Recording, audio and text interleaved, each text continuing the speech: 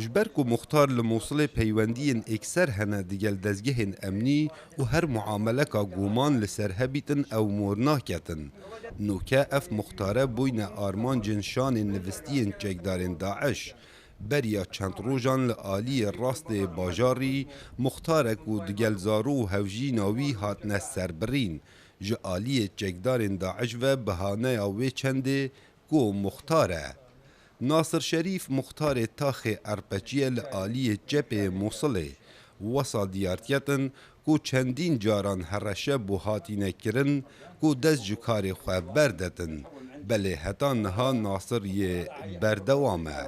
والله كنت له مختار مال بخوده مختار تاخه تل رومان لحمام علیل کشتن دگل همی اندامن خزاناوی بری چند روژا بو هر وسا هرش بومدهن چندین جارا هرش لمن کرینه و کاغذ لبن درگهی داناینه از کاغذیت خوینمو اکسر درینم هر وسا ناصر سه جاران هولا کشتناوی هاتیه کرن جه آلی چکدارن داعش و هر جاره که بومبک دناوا نویسینگه هاوی هاتیه چاندن لو ما بوی سدم آشناف برن و کاول کرنا دو جهنوی.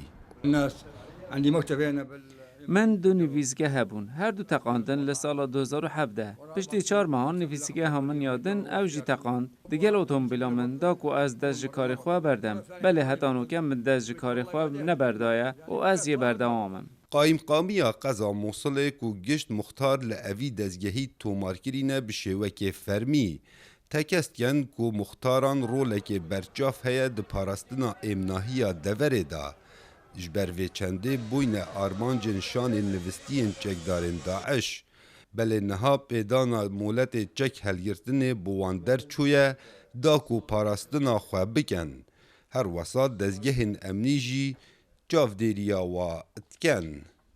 تعاملهم مع الجهات الأمنية پیوندین مختاران لگل دزگهین امنی هنه جبر وان ولاتی نشتجی و گهاندنا زانیاریا لسرخیزان پیوندین وان لگل داعش هی.